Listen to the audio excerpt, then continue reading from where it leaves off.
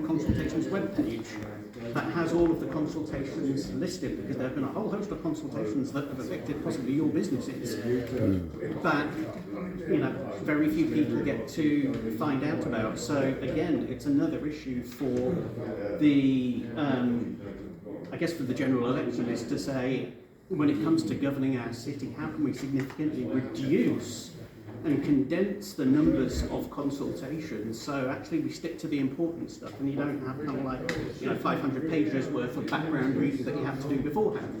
And in that reading there's some very dubious vocabulary. Oh, yeah. I had no idea what a modal filter was. And again, that's... I didn't know what an LTN was. And I consider myself a very active traveller because I travel the globe. No, that's called walking and cycling. Well, as Will said earlier, he used the acronym TRO. Yeah. I didn't know what a TRO was. I didn't. 18 months ago, I knew none of this. So, one of the, and again, one of my complaints, which is one of the reasons why I stood as an independent last year, was because there was, there was so much that was passing through, and that was being forced through by the GCP, which, again, was the city consulted on that? Another thing that Will raised about the, which was a complaint from East Cambridgeshire District Council. Their residents, quite understandably, when coming into Cambridge, because there are no bus services and there's hardly any rail links, of course they're going to be affected by it. But because for whatever reason ministers chose to exclude East Cambridgeshire, so the villages from Bottisham that way, from being parts of that partnership, how were they supposed to influence what that final decision was?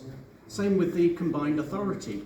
Were we given a choice on that? Were we given a referendum or even a consultation on that? Were we even asked? No, we weren't. The Chancellor decided we should have a combined authority. Well, we got it.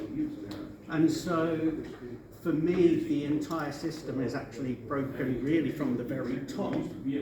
And what you're seeing with the Mill Road Bridge case, irrespective of what your view is just a symptom of that entirely broken system. Because has anyone been given any alternatives to what the Mill Road Bridge scheme is? Has anyone been given details of, for example, linking the two new housing developments to each other?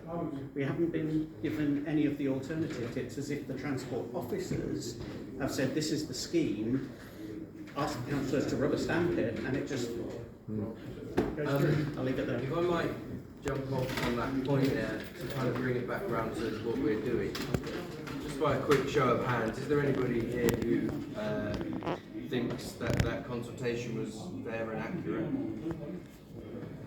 You do think the consultation was fair and accurate? Which one? There was 150 of them. Which one are you talking about? For the bridge. Oh. That was the question. For the bridge. So which one of the four? Well, I don't know. The GCP consultation in 2022. As a show of hands, I just wanted to see what people think. So we got three people who think it was. When the bridge reopened again after COVID, there was a request by everybody, I think, at that point to run a consultation. Yeah. So that's what happened. Sure, but I mean, and people were. It wasn't just people who were on one side of this that were invited, because I sat in on some of the